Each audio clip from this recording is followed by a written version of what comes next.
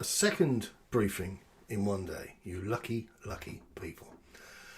So, I came across this morning. It's not a very well kept secret that I've lost interest in Ryan Mason. I've lost interest in anything Ryan Mason has to say. But it may amuse you that this sent me into an absolute rage earlier. And if I can brighten your weekend in some respects, then my efforts will not have been in vain. We have at Hotspur Way a selection of individuals who have press credentials and have studied how to be a journalist at various places, and they have had to write a lot of words. I think I worked it out, and that was the point where I said thanks but no thanks, and I can do without a commute. I think I worked it out. It was something like 1 million words over the course of one season, because one of the hoops you have to dance through is providing articles which I would suggest that people don't read anymore, which are those long form kind of ball by ball, summaries of the game, like you get on the BBC homepage. And I remember, when I was a kid living abroad, Dad was in the army, and you didn't know internet, obviously, know nothing. You were still getting letters from people, and particularly depending on where you were living, you were perhaps not reading that day's newspaper. And so articles like this, you absolutely mopped up. They were sensational. But in the 21st century, there's no place for it at all. And I guess they're just using them as a yardstick, a measure whereby a journalist is displaying their commitment to the cause. I don't have that commitment, and so I'm not doing them. But so anyway, we've got these guys going. They ask their questions, and I think most of them do a pretty lousy job. I think the questions could be a lot more interesting, and I think the questions could be a lot more reflective of what the fans are thinking. And that doesn't mean being rude. That means that you can just ask things that are just a itsy bitsy more challenging. But what has blown my mind, and this is this like perfect storm of a really stupid question given to somebody who isn't that bright and who is reading their answers to everything off of a card anyway. And then what he's come out with, I think he said old Ryan, but young Ryan here, I just find bewildering. You know where we are, you know how bad things are, and we get this. And I don't think I've heard as much unadulterated twaddle in my entire fucking life, to be honest with you.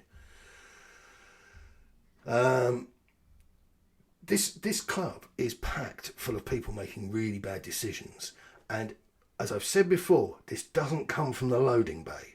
The guys in the loading bay do not affect the face, the culture, the atmosphere of the business. It all trickles down from on high. And that's why there are people on minimum wage serving burgers that haven't been cooked. That's why people are flipping out trays of pints that are flat by the time the customer comes in for them. The whole thing is just awful. This is why people are paying 60 quid to sit in the rafters. Nothing to do with COVID. Nothing to do with COVID. This is just you being rubbish at your jobs.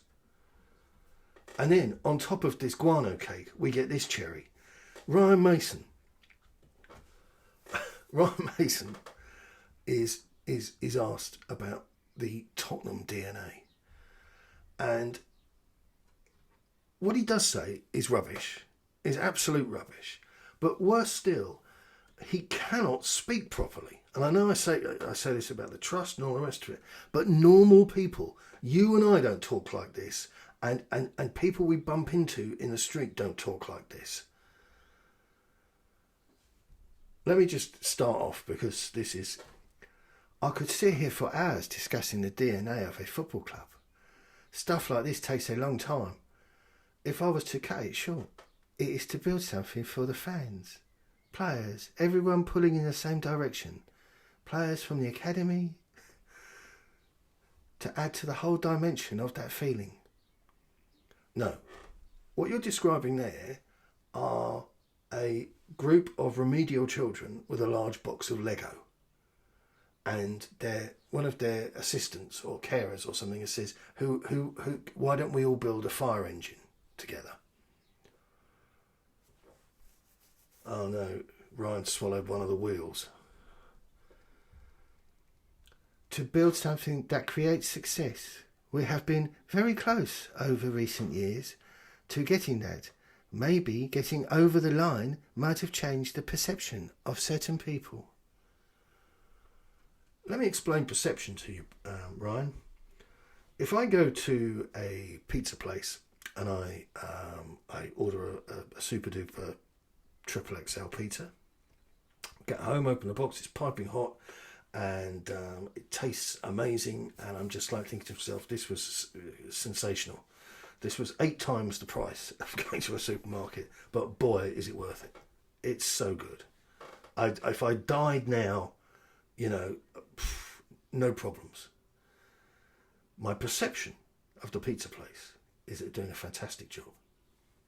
That's perception.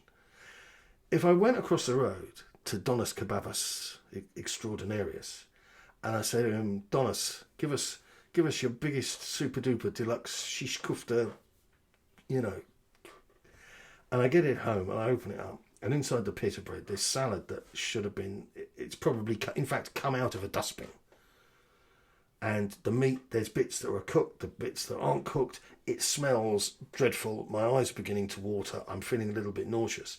I put it in the bin. My perception of Donis Kebabas is that the place ought to be shut down.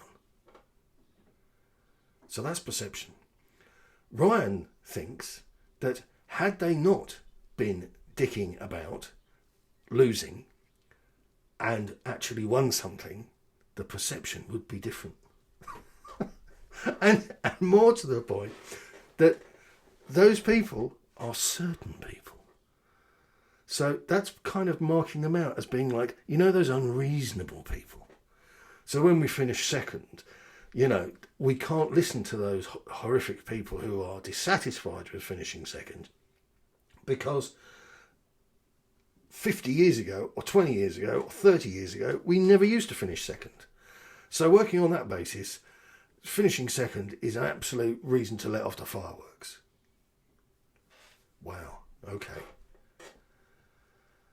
And the concept of winning and losing is lost here. In fact, it doesn't exist. He's just chucked it out the window, because that's a perception. The perception of winning and losing is one that's held by certain people. The most important thing for any successful football club, let me stop you right there, Ryan, all right?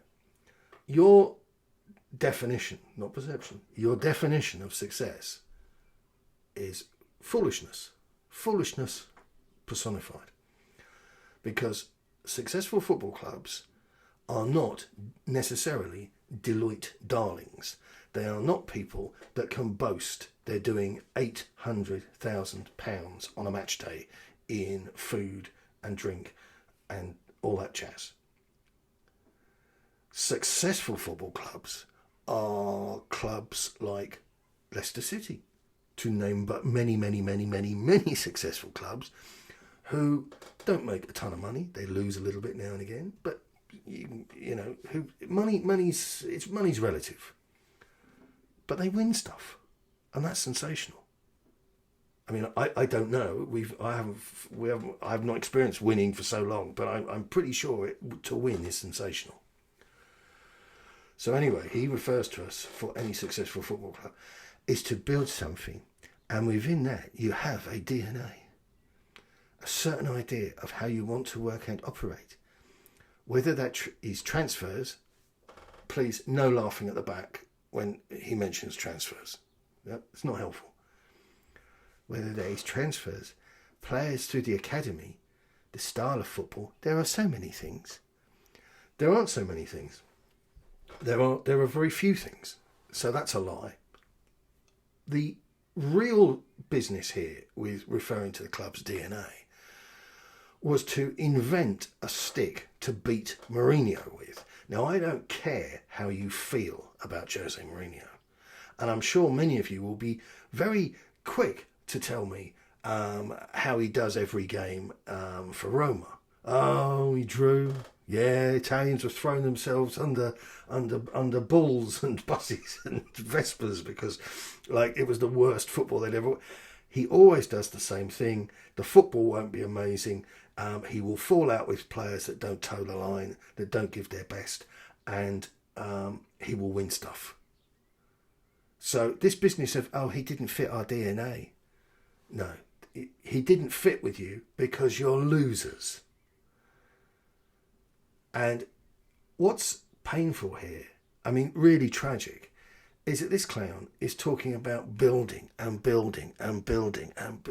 We're not McAlpines FC. We're a football club, and we should be playing and playing and winning and winning. We don't want to just be playing because that's going round in circles. We want to be winning.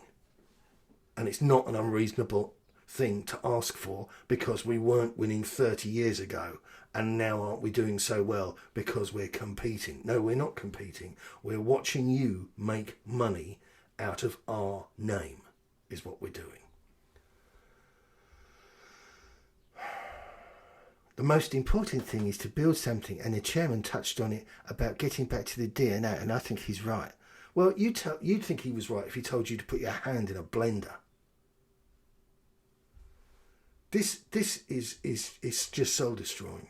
And Levy, Lewis, Enoch, and without being nasty, the minimum wage imbeciles that you have managed to create that are serving up flat pints and uncooked meat in hamburgers, you all want throwing into a skip. And then the first thing you do after that is you phone the skip company and say, I'm really sorry for the junk, the awful stuff that I've just put in your skip, and it won't happen again. Let me know if there's an additional charge for cleaning the skip out.